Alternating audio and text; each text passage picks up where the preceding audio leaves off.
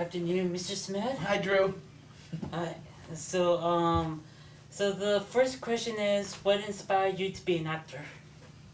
What inspired me to be an actor? Well, it's a long, drawn-out question. I kind of like fell into acting. Literally, I broke my leg playing football, and I kind of like didn't know what to do with myself. And there was I went to an all-boy high school, and there was a musical that was they were auditioning for, and they were importing girls from the Catholic girls' high school. Oh, really? So I basically auditioned because I wanted to meet girls. Oh, Simply, wow. that was the reason why I did it. And once I started doing it, I really liked what I was doing, and it was very easy for me to do what I was doing, act, sing, and dance. And I said, this is what I want to do for the rest of my life. This is like, I really enjoy doing it. So what inspired me is wanting to date girls. Yeah, hey, so do I. Don't we all? And then once I started doing it, I really loved being on stage and performing. Okay. Well, that's really cool. Yeah.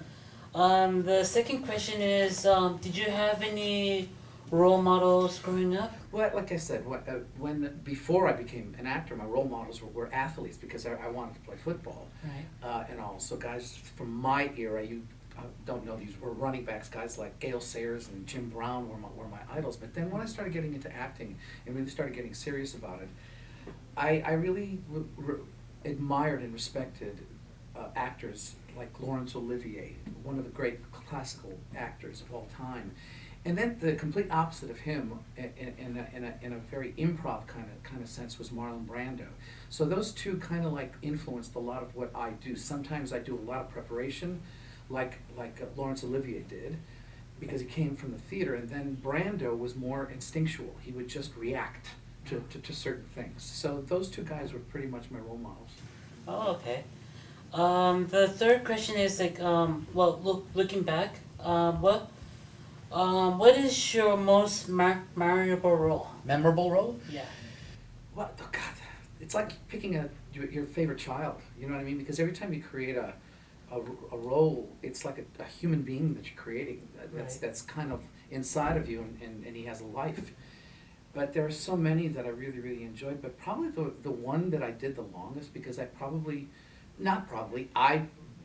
the role of Danny Zuko in Grease in more performances on Broadway and in national tours than anybody else has ever done it in the history of the musical. So it's probably Danny in Grease that probably is my most memorable, because it's just the most perfect musical in the world. Yeah, cool. Yeah. Yeah, because I've seen the first one, I've seen the second one as well. Yeah. Both Second of one them- is good. There's a guy by the name of Adrian Zmed in the second one who's pretty good. Yeah. In it. Yeah, actually, I heard. Yeah. Yeah. Just saying. Yeah, of course. The fourth one is since you played an officer. Romano. Yeah. Yeah. And T.J. Hooker. Yeah. Yeah. What is your favorite episode of T.J. Hooker? Wow.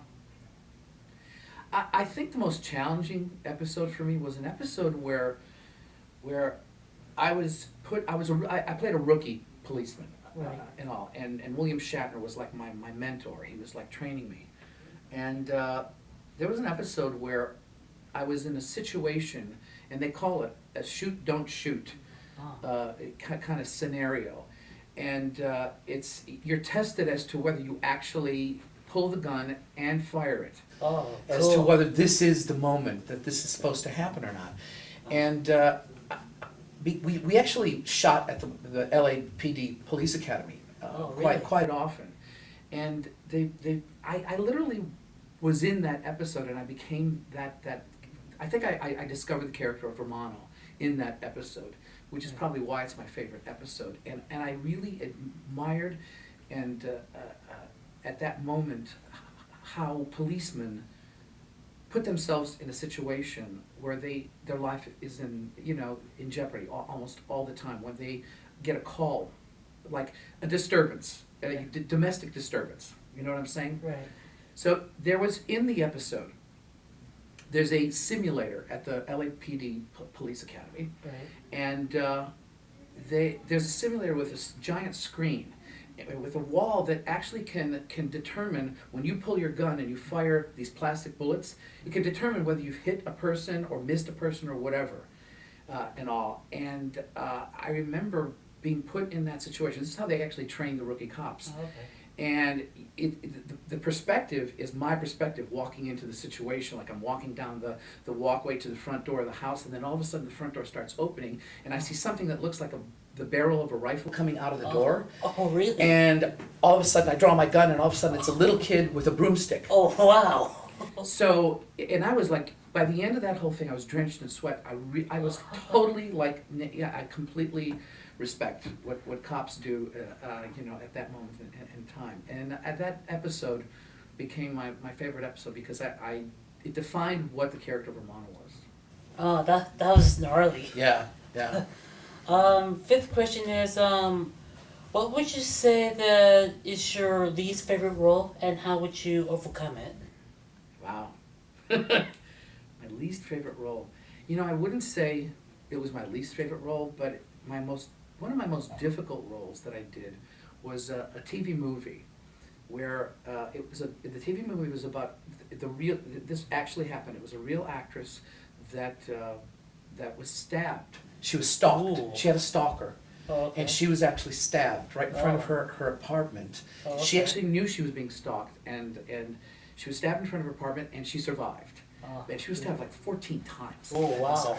And the reason it was one of the most difficult things, and again, I guess it just drained me physically because I played her husband in that role, and she played herself. Oh. So it was like, it was so real, it was ridiculous. Yeah, I bet. And it was like, the 2 months that we shot it, I kind of like was in a cloud for 2 months because it was so intense. Yeah. The whole shoot, I couldn't just goof around with the crew. Yeah. When we weren't shooting, because everything was so intense at the time. So at the same time, in a crazy way, it was one of my least favorite roles, but actually one of my most favorite at the same time, because it was so difficult. But I learned so much from it.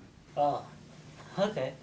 Obviously, I noticed that you were in the 80s because my mom watched it like a bunch of times. Cool. What else do you remember from the 80s? What do I remember from the 80s? Big hair and wacky clothes.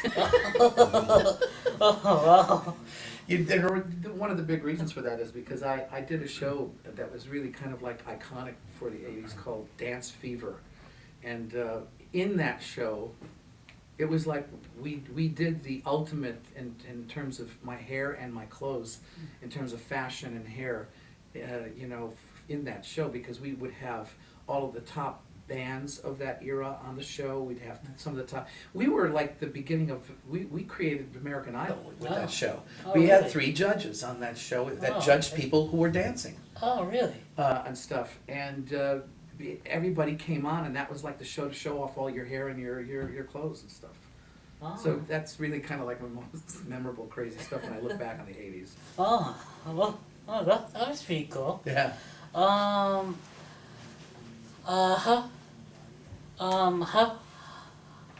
is the TV climax different from today and than back when you first Right. started acting? Television today compared to television when I was starting to act, it's completely different. I mean, it's just a completely different atmosphere, and it's like one of those things where like, don't get me started. I mean, it's like, it's just reality TV has taken over. Right. Being an actor is a very, very tough thing to be these days. Yeah. Stars are reality stars now. Yeah. Reality has taken over television. Oh, It's refreshing now in the past maybe year to year and a half to see some of the smaller cable stations like TV Land and USA and stuff like that. They're starting to do original programming now, and they're pulling away from reality TV. And it's kind of refreshing to see that that's starting to come back at this point. But I'd say, like 2 or 3 years ago, I just I just kind of like wanted to leave Hollywood because Yeah. I wasn't. There's no roles for actors, Right. you know, here, Yeah. and it was and it was difficult back in the '80s to be an actor. Right. You know, I would say to acting students when I'm teaching and Yeah. stuff, you're entering a profession that doesn't exist. Meaning, there's a million actors in the Screen Actors Guild and AFTRA, Yeah. and maybe 5,000 jobs a year. You know, Okay. so what are the odds that you're going to get work? Oh, You know, yeah. it all looked great when suddenly there's 200 channels, you know, Right. on television, but then all of a sudden all those 200 channels, Yeah. pretty much like 190 of them are doing reality. Wow. But it's you know it's refreshing to see that there's a turn happening right now.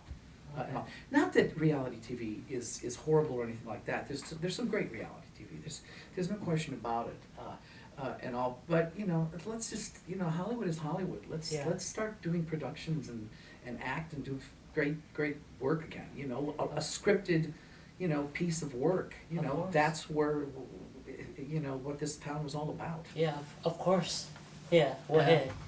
Oh, yeah, I have to agree with you on that. Yeah, thanks. Yeah. Yeah, so looking back, is there anything that you would have done differently? Wow, it's a really that's no. In all, I think I believe everything is meant to be in your life. You know, I actually truly wanted to be a football player, but I broke my leg, so I can't look back and say I wish I had become a football player because I ended up having a pretty darn good life, you know, as an actor, and I'm still acting. Okay. And so, the ninth question is, what advice can you give to those like ourselves who are trying to get into the industry? Study. Oh, study? Study. You know, learn your craft, because there's like, you know, millions of people who are trying to do exactly what you're doing. So become the best at what you're doing. Okay. Just become the best at what you're doing, and do it in every capacity that you can. Do it in community theater. Do it on some corner with a video camera, and make a little short movie. Whatever you want to do in this profession, just keep doing it and perfect it, and also that when you get that opportunity, you're ready. I always say in this business, success is about opportunity, talent meeting opportunity. And those are the people who always make it in the business. And then the other thing that I will also say is, it's a tough business.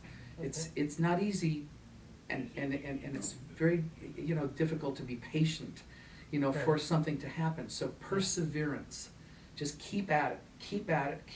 As long as you keep at it, keep positive, that opportunity will come to you, and if you're ready for it, it'll happen.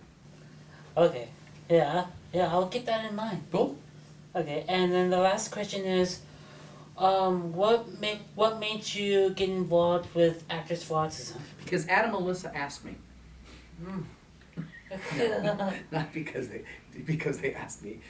Look, everybody who started Actors for Autism are such good friends. They're like family to me. Okay. And I've always been around Actors for Autism from the birth of this entire organization. So in a way, by osmosis, I became involved with it because of everybody who already is involved with it. Yeah. That's how I got here. Okay. And it's just a really great organization and doing great things. Okay. Well, thanks. Nice talking to you, Drew. Yeah, nice talking to you too, Mr. Zmed. You're welcome. Please call me Adrian. Oh, okay. Okay, Adrian.